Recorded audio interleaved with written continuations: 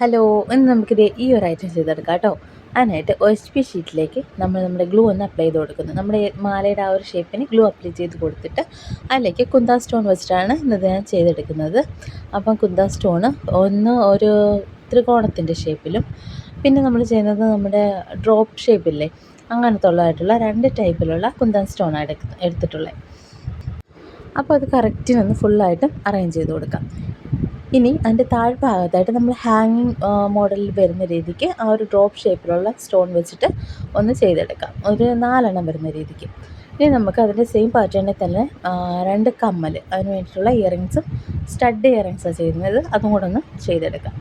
ഇനി നമുക്ക് ഇത് അതിൻ്റെ കറക്റ്റ് ലെവലിൽ നിന്ന് കട്ട് ചെയ്തെടുക്കാം. കട്ട് ചെയ്തെടുത്തിട്ട് എൻ്റെ സൈഡ് ഭാഗമൊക്കെ ഒന്ന് കറക്റ്റ് ലെവൽ വരാൻ വേണ്ടി ഞാൻ തിരി വെച്ചിട്ട് അതൊന്ന് ശരിയാക്കി കൊടുക്കുന്നത്. തിരി വെച്ചിട്ട് ഞാൻ എൻ്റെ വീട് മൊത്തം ഒന്ന് പുകച്ചിട്ടുണ്ട്. അങ്ങനെ പുകച്ചെടുത്ത് കഴിഞ്ഞപ്പോഴത്തേക്കും നമ്മുടെ വയലിൻ ലുക്ക് റെഡി ആയി കഴിഞ്ഞു.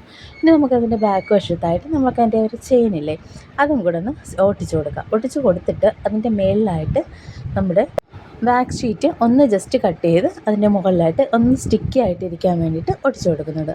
അപ്പോൾ ഇതാട്ടോ ഫൈനൽ ലുക്ക്. ഇഷ്ടപ്പെട്ട എല്ലാവരും ലൈക്കും ഷെയറും സബ്സ്ക്രൈബും ചെയ്ത് സപ്പോർട്ട് ചെയ്യണം കേട്ടോ. എല്ലാവരും അതുപോലെ തന്നെ കമൻസും ഒന്ന് അറിയിക്കണേ. അപ്പോൾ ഇത്രയേ ഉള്ളൂ.